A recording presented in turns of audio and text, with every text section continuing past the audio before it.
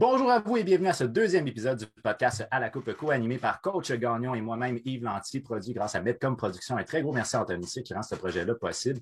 Le deuxième épisode veut dire qu'il y en a eu un premier, puis ce qu'on doit dire, c'est que ça s'est très bien passé concernant le premier. Fait que pour moi, j'ai eu un feedback très positif. Coach, je pense que toi aussi, de ton côté, ça a été positif pour le premier épisode. Mes amis l'ont vu, mes amis ont aimé et mes avis sont prêts pour le prochain. Fait qu'assurément, il va y avoir d'autres épisodes du podcast à la coupe. Puis on a aussi des nouvelles à vous annoncer, dont entre autres, ça je suis bien excité, mais le prochain podcast devrait être en live. Alors, lors du moment où il va être en live, on va vous donner bien entendu la date et l'heure parce qu'on veut qu'il y ait du monde qui soit présent. Puis ensuite, vous allez pouvoir interagir avec nous et nous écouter au moment même où on va faire le podcast. Est-ce que tu es excité d'interagir avec le monde direct? Je suis excité de parler avec nos abonnés, de voir ce qu'ils pensent, qu'ils puissent nous poser des questions qui vont nous sortir des sentiers battus puis nous forcer à peut-être débattre. Tout à fait. Ça va être une discussion qui va s'en aller d'un bord puis de l'autre. Puis ça, j'aime ça. C'est improvisé. Garde, go for it. On y va avec nos connaissances. Là. Et puis sinon, on a d'autres belles annonces également, dont entre autres le fait qu'on a Spotify qui va s'en venir. Vous êtes plusieurs à nous en avoir parlé, à avoir demandé la possibilité de l'avoir sur Spotify. Donc oui, ça va être disponible éventuellement. On travaille très fort là-dessus. Puis on a hâte de vous annoncer d'autres choses qui pourraient venir éventuellement, dont entre autres quelque chose que moi, je vais te montrer, coach. J'avais fait un concours pour ce qui est d'une casquette hockey fan. Alors ça, c'est la casquette que toi, tu m'avais demandé. Tu m'avais dit que tu serais intéressant d'en avoir une. On parle ici d'une casquette à palette plate, c'est-à-dire qu'il n'est pas courbé, avec pas de filet en arrière ici. Elle est pleine en arrière. Fait que ça va être une belle casquette que tu vas pouvoir porter fièrement en montrant que tu fais partie de la Hockey Fan Nation. Et éventuellement, tu pourras également potentiellement montrer que tu es fier de faire partie de l'équipe du podcast à la coupe avec un merch. Pourquoi pas? Es-tu en train de dire à nos abonnés qu'on va peut-être avoir des casquettes et des chandails à la coupe dans un futur peut-être rapproché? Ça, c'est un grand rêve que j'ai. J'aimerais ça pouvoir porter une casquette qui serait une casquette à la coupe avec un petit logo ici, peut-être à la coupe ou ici, là, peu importe. Là. Fait question de montrer fièrement que j'appuie ce projet-là, parce que j'en fais partie. J'aimerais ça éventuellement qu'on ait un projet de merch. Puis ça va être sur la table. Là. On va travailler là-dessus. On s'en va dans ce sens-là. Fait que là, on est au lendemain d'une élimination de la série finale. Comment ça va, coach? Est-ce que tu te sens bien? Je vis bien avec le parcours. Je vis mal avec la défaite. Mais en même temps, je comprends à quel point le Lightning de Tampa Bay était un bulldozer, que peu d'équipes dans la Ligue auraient survécu à un 4-7 contre eux dans un contexte de finale de la Coupe Stanley, que nos Canadiens ont donné ce qu'ils avaient à donner durant les 3 rondes précédentes, puis que de devoir descendre Goliath avec leur lance-pierre, c'était peut-être un peu ambitieux. Comment tu l'as vécu, toi, de ton côté? Ah, ben écoute, pour moi, ça a été une déception, mais une grande fierté en même temps, là, parce que je veux dire, l'équipe était une équipe qu'on ne voyait même pas faire un bout de chemin en séries éliminatoires. Ils se sont rendus jusqu'à la finale de la Coupe Stanley. Ils ont réussi à prouver à tellement d'experts qu'il y avait tort, les experts. Tu sais, je me souviens, je pense que c'était contre les Jets. Là. Il y avait une liste là, qui avait apparu sur Twitter que tout le monde avait parié pour les Jets. Hein. Ouais. Puis après ça, le Canadien a fait un TikTok genre pour dire que toutes vos prédictions étaient mauvaises. Le Canadien a finalement gagné. Ben, c'est une bonne guerre. Oui, why not? C'est une bonne guerre. Puis, tu sais, moi, je me rappelle que quand il y avait des paris au début des séries, le Canadien, pour la Coupe, là, il était à, je pense, c'était 5 ou 4 quelque chose de même. C'est vraiment très, très, très petit comme possibilité. Puis, on finit avec 50-50 au final. Là. Fait que, franchement, ça a été une équipe qui a été plus que surprenante. Question d'oublier la défaite? Oui. On se fait une petite vitamine, mon chum? Bien sûr, bien sûr. Alors, cheers à toi. Cheers. On y va avec une Hochelag. Ah, bien sûr. On ne lâche pas les bonnes habitudes. On a abandonné Miller parce qu'on y va avec un schlag. C'est ça. Fait que là, j'aimerais savoir, là, d'après toi, là, qu'est-ce qui avait été les points forts pour la série finale de l'équipe? Qu'est-ce qui a été les points faibles? Qu'est-ce que tu as vu qui a ressorti beaucoup pour toi, qui a changé la donne selon toi? Je crois que les Canadiens ont fait de bons changements dans cette série-là. Le retrait de Gustafsson, le retrait de Merrill, l'ajout de Kulak, l'ajout de Romanov ont aidé. Le remplacement de Kotkaniemi par Evans a aussi contribué. Je pense qu'à ce moment-là, on a vraiment donné une identité à notre troisième ligne.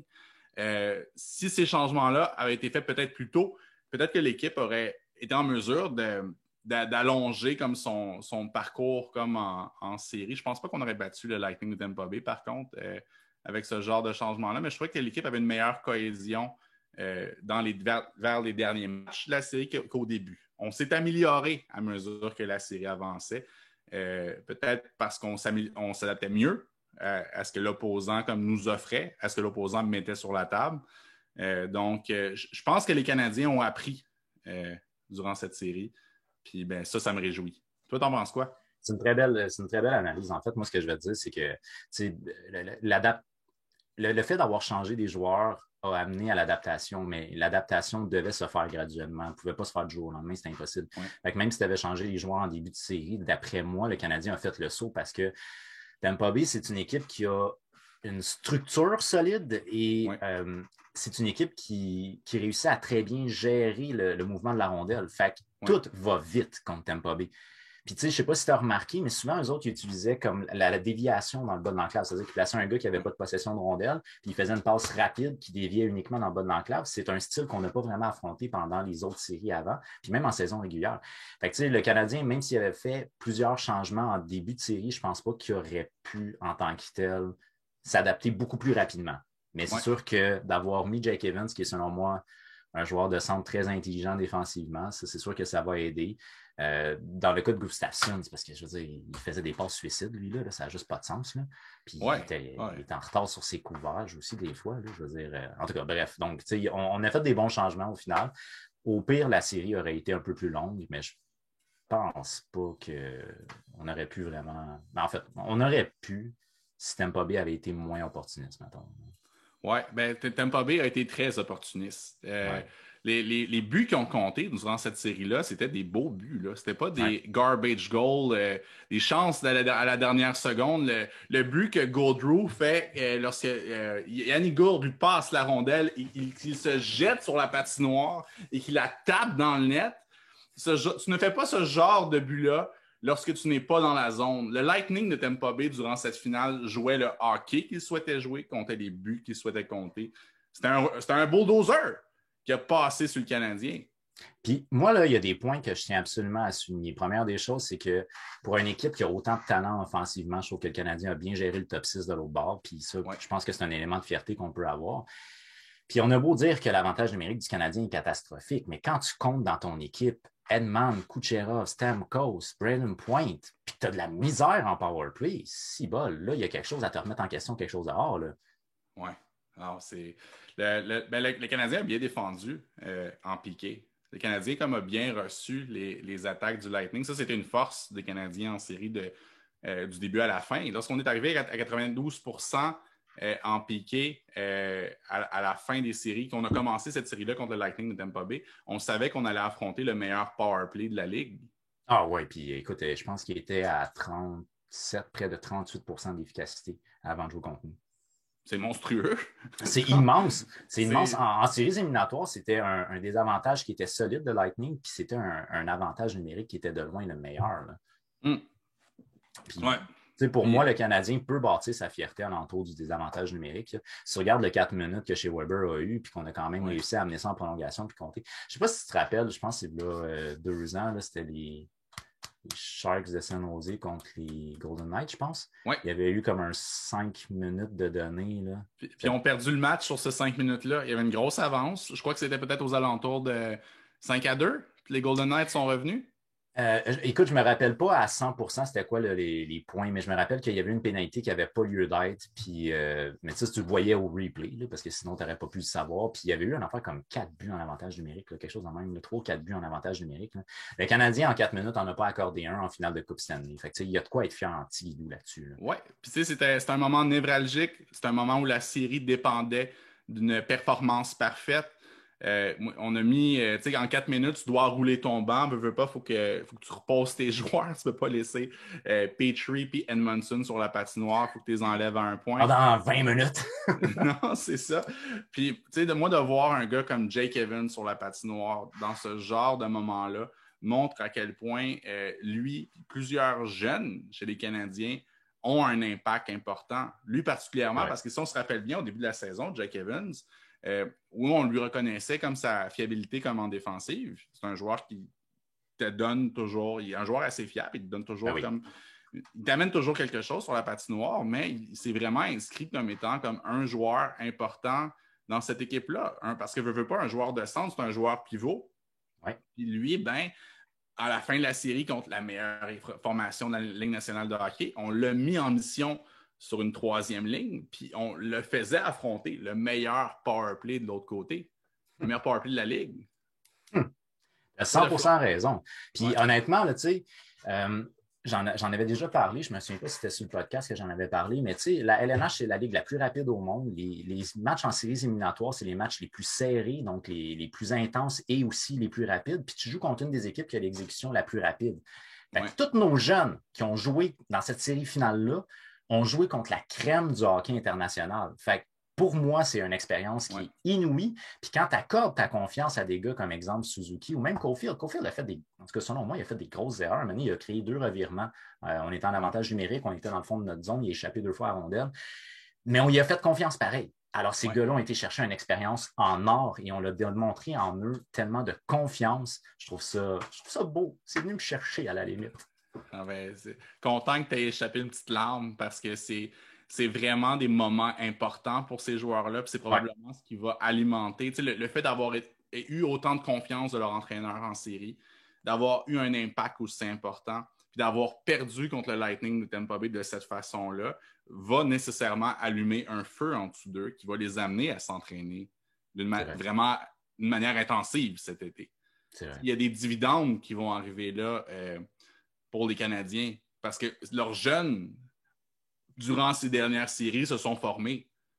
C'est vrai. Puis tu sais, un point qui est triste pour les fans du Canadien, mais que moi, je vais quand même mentionner, c'est qu'en te rendant en finale de la Coupe Stanley, tu as quand même appris à tes joueurs à gagner. C'est quoi le prix que ça coûte pour gagner? Mais en perdant en finale de la Coupe Stanley, ce qui fait que tes joueurs ne prennent rien pour acquis. Ils ne prennent pas que c'est facile de gagner la Coupe. Fait que ça, pour moi, je trouve que il y a des gens qui m'ont dit dans mon impression d'après-match, ils m'ont dit comme quoi j'avais l'air trop heureux et que j'étais bon de gérer mon émotion. Mais c'est parce qu'en même temps que j'étais déçu, en même temps, j'ai trouvé ça tellement beau de voir comment cette équipe-là s'est battue. Puis tout ce que les jeunes vont chercher là-dedans, c'est de l'or en barre pour les années à venir. Oui. Puis pour moi, je suis excité. Quel joueur penses-tu qui va grandir le plus de cette expérience-là? Ben, c'est sûr que les joueurs qui ont joué le plus, c'est ceux qui vont grandir le plus. Fait qu'un gars comme Suzuki, là, qui a eu vraiment beaucoup de temps de glace, il a joué contre les meilleurs, on lui a donné des missions à la fois offensives et défensives. C'est un gars que, l'année passée en série, il a acquis de l'expérience beaucoup, puis cette année, il en a encore acquis beaucoup. Puis Suzuki, c'est un projet qui est un projet, à mes yeux, qui est un projet étoile pour le Canadien, dans le sens que c'est un gars qui va devenir un pilier hyper important pour cette équipe-là, puis probablement même à court terme. Sinon, un gars comme Caulfield, lui, écoute, il arrive quand même du circuit universitaire américain. Là. Oui, c'est pas rien. Ben non, puis là, il rentre en série de la LNH. Donc, franchement, ce gars-là, il a été chercher quelque chose qui est très impressionnant. Puis notre ami Romanov a presque pas joué, mais il a quand même goûté un peu à la série finale, puis il a joué une couple d'autres games aussi. Fait que je pense que, moi, je dirais Suzuki est celui qui va aller chercher le plus là-dedans. Je ne sais pas ce que toi t'en penses, là, mais d'après moi, c'est Suzuki, puis Jake Evans pour son jeu défensif aussi. Là. Je suis d'accord avec ce que tu dis. Suzuki, c'est quelque chose qui s'est construit depuis le début de la saison. C'est un joueur qui jouait déjà des grosses minutes, avait déjà des grosses responsabilités en début de saison. Pas nécessairement connu peut-être la saison qu'il souhaitait connaître, mais en série, c'est présenté. Ah, OK, oui. C'est un des meilleurs producteurs de points des Canadiens en série. Je crois qu'il a 6 buts, peut-être autour de 15 à 16 points durant ses présentes séries. Jake Evans, je l'ai encensé tantôt, donc j'imagine que les gens qui écoutent la vidéo en ce moment se doutent que je suis un grand fan de Jake Evans. C'est un vendu! Je suis un vendu de ce joueur-là.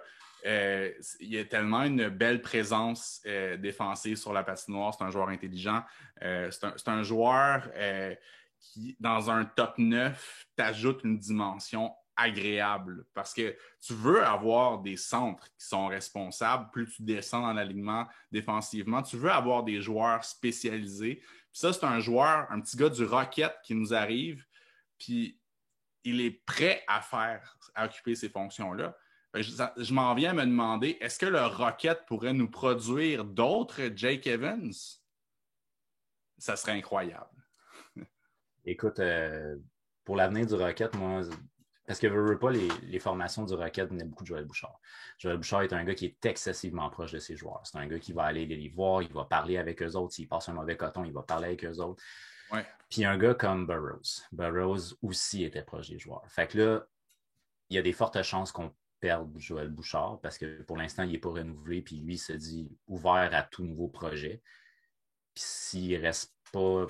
En tout cas, moi, d'après moi, s'il ne reste pas dans la Ligue américaine, il va aller dans la Ligue nationale. Ça ne sera probablement pas à Montréal. Fait que le développement pour l'avenir, ça dépend qui on va placer là. Fait que je ne peux pas te jurer que. Mais oui, le Rocket, actuellement, avec les Lions de Trois-Rivières, ils travaillent beaucoup en lien ensemble pour essayer de faire comme une formation, si tu veux, pour des joueurs qui sont des joueurs, exemple, pas repêchés. Donc, ça se peut qu'on voit des gars, là, Evans, c'est un choix tardif au repêchage. Ouais, mais ça se peut. Choix total. Exact. Puis, tu sais, il a réussi quand même à faire son petit bout de chemin jusqu'à la Ligue nationale. Fait que, tu sais, je pense que les Lions Trois-Rivières et le Rocket vont essayer de travailler justement pour faire une formation complète pour amener les gars vers la Ligue nationale. Fait que oui, éventuellement, on risque d'en voir, mais ça dépend qui on va placer là. Puis, je sais pas, toi, comment tu files l'avenir de Joël Bouchard, mais moi, d'après moi, c'est probablement pas avec le Rocket. Je tiens juste à ajouter une précision. C'est pas un 7e choix au total, c'est un choix de 7e ronde. Jake Evans. Et pour ce qui est sinon de Joël Bouchard, ça me rendrait triste qu'il quitte le beau travail qu'il fait comme avec le Rocket. Parce que je crois qu'il a vraiment comme été en mesure de dresser cette organisation-là vers le haut. Puis Jake Evans incarne ce genre de résultats-là parce qu'un bon joueur défensif, c'est des acquis. C'est de bien se placer, c'est de jouer comme intelligemment, c'est de s'inscrire et de profiter d'un style de jeu. Tu dois construire sur quelque chose. Ouais. Quand tu es un bon joueur défensif, puis Jake Evans le fait très bien, c'est un joueur qui est responsable. Puis je pense que Joël Bouchard inspirait la responsabilité chez ces jeunes joueurs.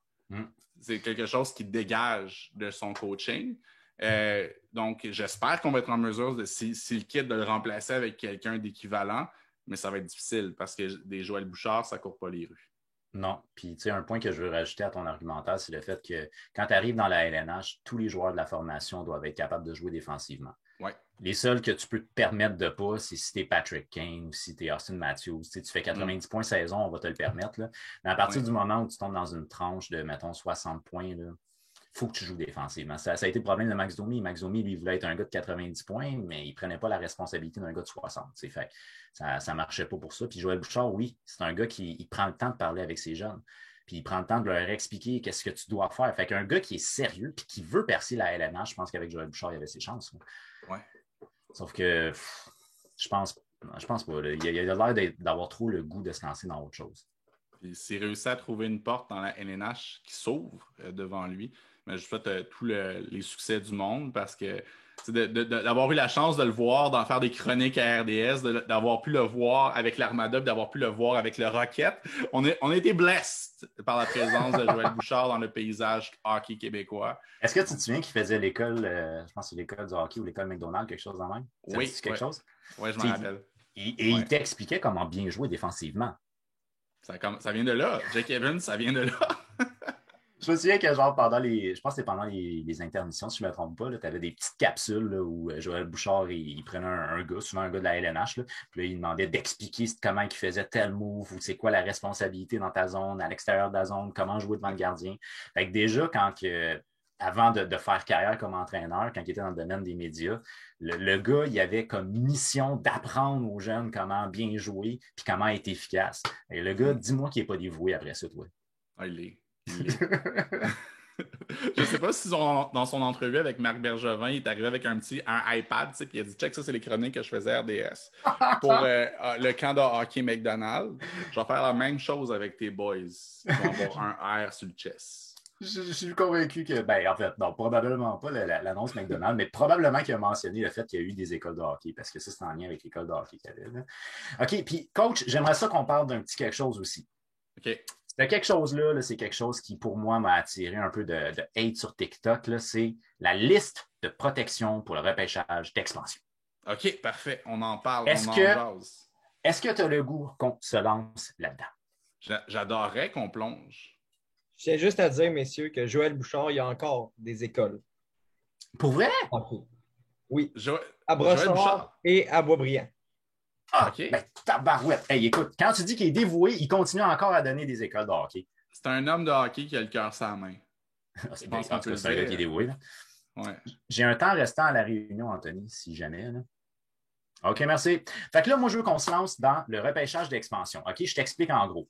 Ben, en fait, tu connais les deux méthodes, mais je veux juste les lancer rapidement, puis après ça, on partira. OK? Tu as deux méthodes de protection concernant le repêchage d'expansion. C'est-à-dire que chaque équipe va avoir la possibilité de choisir soit le 8-1 ou le 7-3-1.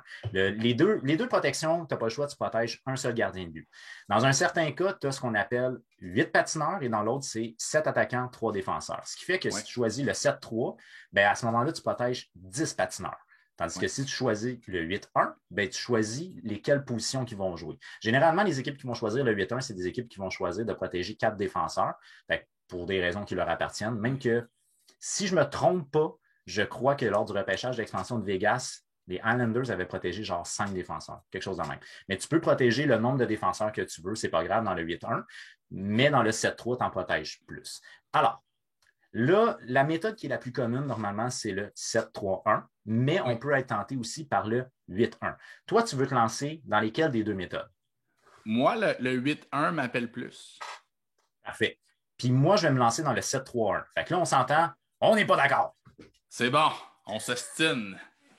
OK. Fait que là, j'aimerais ça que tu commences par pourquoi tu choisis la méthode 8-1, puis après ça, qui t'a le goût de protéger dans ta méthode 8-1? Mais je choisis la méthode 8-1 simplement parce que je crois que les Canadiens doivent protéger leur top 4.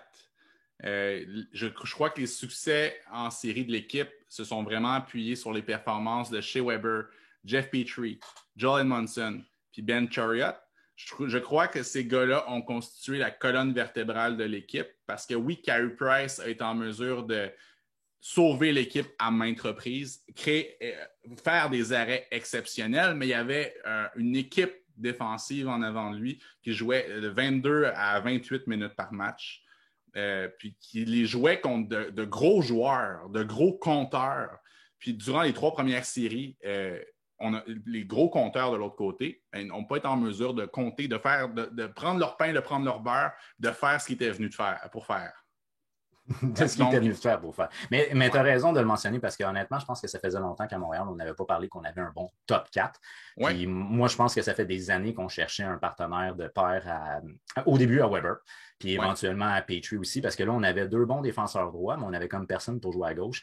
Puis là, si on perdait notre top 4, là, moi, c'est quelque chose que je t'ai mentionné vite tantôt, là, mais c'est le fait que j'ai eu mention là, en anglais quand j'ai écouté la game qu'il y avait comme un esprit de famille. Ben, il y a un esprit de famille au sein du vestiaire, mais un esprit de famille très particulier alentour de l'équipe des défenseurs du Canadien de Montréal. Fait que ça a l'air qu'ils sont très unis entre eux. Puis ça, c'est une chimie qui, je crois, est importante aussi pour l'organisation. Fait que, d'après moi, c'est quelque chose qui est effectivement important de garder ton top 4. Fait que je te donne raison là-dessus, mon chum. Alors, pour tes attaquants, est-ce que tu es... je vais juste continuer comme sur le point du top 4. Dans le fond, c'est parce que je me dis que si on protège seulement 3 défenseurs, on va protéger Edmondson parce qu'Edmondson a connu toute une saison. On va laisser partir Ben Chariot. Puis je ne suis pas capable de concevoir de le laisser partir parce qu'il nous a donné des bonnes séries. C'est sûr que les Kraken vont venir le chercher. Pour moi, si on laisse Ben Chariot disponible, c'est lui qui part. Il y a des chances. Ouais. Moi, je vais y aller avec ma méthode de production, si tu veux bien. En fait, est-ce que tu veux y aller avec tes attaquants vite? Mes attaquants vite, j'irai avec Gallagher, j'irai avec Dano, j'irai avec Anderson et Toffoli. Ce qui expose Evans. Ce qui expose Evans, oui. Puis Lekonen aussi. Oui. OK. C'est des choix déchirants, mais je comprends ton point. OK. Moi, je vais y aller avec la méthode 7-3-1. Puis, je ne vais pas trop m'éterniser pourquoi est-ce que je vais avec la méthode 7-3-1 parce que je veux parler d'un élément particulier par rapport à la protection. OK? Donc, bien entendu, je vais avec Gallagher qui est un no movement clause, donc je n'ai pas le choix de le protéger dans son cas à lui. Je protège bien entendu Anderson, Toffoli. Moi, je vais protéger Evans, Lekonen, Kotkaniemi. Mais sinon, je rajoute aussi Dano parce que j'ai peur que le Kraken soit très agressif. On va en faire comme 24 ou 48 heures pour négocier avec lui. Vu que c'est un gars qui a eu des belles lettres de noblesse de la part des étoiles d'autres équipes dans la LNH, j'aurais peur qu'il s'essaye de le drafter en tant tant qu'UFA. Petrie a un no-movement clause, j'ai pas le choix. Weber, Edmondson.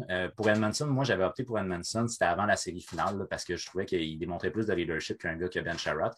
Puis de son côté, Edmondson est signé encore pour 2 ans, alors que Sherratt, il reste juste 1 an. Il n'a pas joué top 4 quand on l'a signé. Il jouait genre bottom. Fait que là, il va demander un salaire qui va être beaucoup plus élevé, selon moi, que ce qu'il avait déjà signé. Fait que c'est quelque chose qui me fait un peu peur. Puis Joel Edmondson, pour moi, c'est un gars qui fait rire les gars, et ainsi de suite. Et Price qui a un no-movement clause. Le point que je voulais absolument te parler, là, c'était la protection de Shea Weber. Il y a beaucoup de gens qui proposent qu'on ne protège pas Shea Weber, mentionnant de son âge qui est avancé, puis mentionnant aussi du salaire qu'il va gagner. OK. Moi, ce que je mentionne dans ma vidéo sur TikTok, c'est que le leadership de Shea Weber est incontestable. On l'a vu, entre autres, là, quand Ben Sherratt a fait un câlin à Shea Weber après la défaite, il y a eu plein de joueurs qui sont venus le rejoindre. Puis là, il y a des gens qui me disent « Ouais, mais ils ne choisiront pas. » Moi, j'aimerais t'expliquer pourquoi, si tu exposes Shea Weber, il y a des fortes chances que tu le perdes. On se lance vite là-dedans? Let's go. Je vais te lancer un nom, OK? Et ce nom-là que je te lance, j'y vais d'une manière très théâtrale, mais il reste pas moins que ça a changé une dynamique d'équipe. Et j'y vais avec Dion Phaneuf. Est-ce que tu te rappelles de Dion Phaneuf? Je m'en rappelle très bien. Dion Phaneuf est un défenseur qui a roulé sa bosse dans la LNH. C'est un gars qui avait quand même un nom connu. Surtout en début de carrière, il était très, très important, mais éventuellement, il est devenu plus problématique. Et Dion Phaneuf avait signé un contrat qui était un no-movement clause. Donc, les sénateurs d'Ottawa, au moment du repêchage d'expansion des Golden Knights de Vegas, ils n'avaient pas le choix de le protéger. Mais à cette époque-là, les sénateurs d'Ottawa, qui étaient une bonne équipe, avaient aussi un défenseur qui s'appelle Mark Method, qui, lui, n'avait pas de protection. Il n'y avait pas de no-movement clause. Ce qui fait que les sénateurs d'Ottawa ont communiqué avec Dion Phaneuf, puis ils ont demandé est-ce que tu pourrais lever ta clause de non-échange? Puis Dion Phaneuf a répondu non. Ce qui fait que les sénateurs n'ont pas eu le choix de protéger Mark Method. Maintenant, Mark Method, c'est un joueur qui est un joueur de la place, de la région d'Ottawa. C'est un gars qui avait grandi en grande partie, en tout cas, avec les sénateurs d'Ottawa. C'est un gars qui jouait souvent avec Erik Karlsson, donc un partenaire de pair d'Erik Karlsson. Et c'est un gars qui était extrêmement respecté dans le vestiaire. Je ne sais pas si tu te souviens, maintenant, il s'était fait chopper les doigts puis il se promenait avec son doigt qui pendait. Ça dit-tu quelque chose? Je m'en rappelle pas, mais ça a dû marquer les esprits à Ottawa. Mais je te jure qu'il n'a pas chialé pantoute. Là. Son doigt pendait, puis il s'en allait au banc, puis il était juste bien déçu de sa shot. Dion Phaneuf n'avait pas le respect dans le vestiaire que Mark Method avait. Mais les sénateurs n'ont pas eu le choix. Ils ont été obligés d'exposer Mark Method. Method a été choisi au repêchage d'expansion, puis il a été transigé aux Stars de Dallas.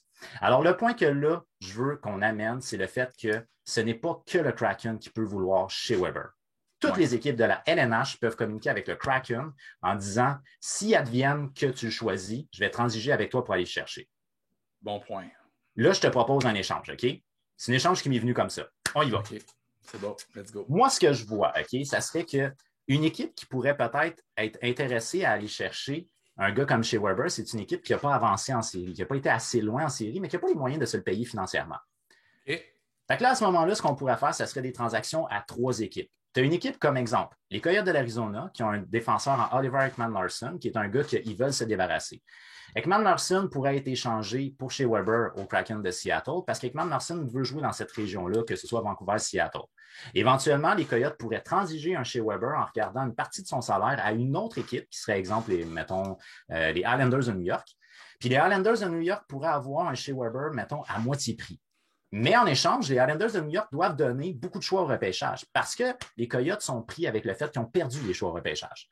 Ce qui fait que ça serait quelque chose qui rendrait service à tout le monde. Parce que là, le Kraken pourrait avoir un défenseur élite en Oliver Ekman-Larsson, peut-être même avec un prospect. Les Coyotes, eux, iraient chercher plusieurs choix au repêchage. Puis au final, les Islanders auraient un Shea Weber avec son leadership, son expérience, puis à moitié prix. Ah ben, je pense qu'on n'a pas le droit de protéger Shea, là. On n'a pas le droit de le protéger. Tout le contraire, il faut le protéger. Faut le protéger. Je suis d'accord avec toi. Là, tu me dis, on n'a pas le droit de le protéger. Ben oui, on n'a pas le choix. On n'a pas le choix de le protéger. C'est ça. Pardon du lapsus. Fait que, tu sais, il ne faut pas penser le draft d'expansion uniquement à court terme. C'est pas que le Kraken, c'est aussi toute la ligue. Ouais. Est-ce que tu as un mot de la fin, mon cher coach? Parce que là, c'est pas mal la fin pour notre show, malheureusement. Ça a été un plaisir, encore une fois, by the way. Ben, ça a été un plaisir partagé. Je pense qu'on va protéger Shea Weber et je pense qu'on va se parler prochainement, mais cette fois-ci en live. Oh oui! Prochain show, épisode 3, en live, éventuellement sur Spotify. Merci beaucoup de nous avoir écoutés, puis on se revoit très prochainement. Cheers, mon boys! Cheers!